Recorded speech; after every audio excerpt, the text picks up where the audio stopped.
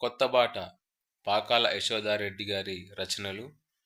వారు రచించిన వాటిలో పరిశోధన గ్రంథాలు: 1 ఆంధ్ర సాహిత్య వికాసము, 2 పారిజాతాపహరణ పర్యాలోచనము, 3 ఎర్రాప్రగడ, 4 కథాచరిత్ర.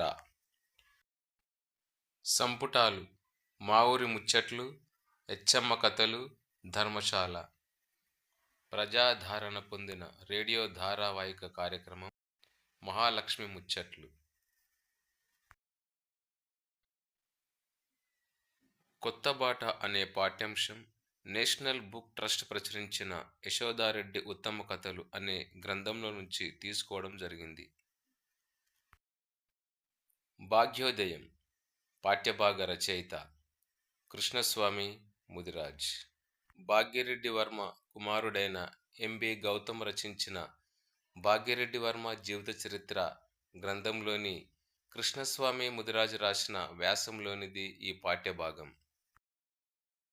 1957లో హైదరాబాద్ నగర మేయర్గా ఎన్నిక, అలాగే దక్కన్ స్టార్ అనే ఆంగ్ల వారపత్రిక స్థాపన, దృశ్యరూపక గ్రంథంగా విక్టోరియల్ హైదరాబాద్ అనేటువంటి అద్భుతమైన గ్రంథాన్ని రచించి దృశ్యరూపకంగా మనకు అందించడం జరిగింది.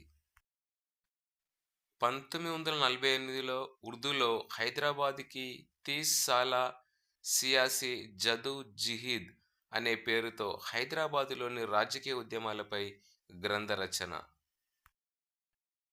కృష్ణస్వామి ముదిరాజ్ భారత స్వాతంత్ర్యోద్యమ చరిత్ర రహస్య సంఘంలో ప్యానెల్ సభ్యుడిగా నియామకం.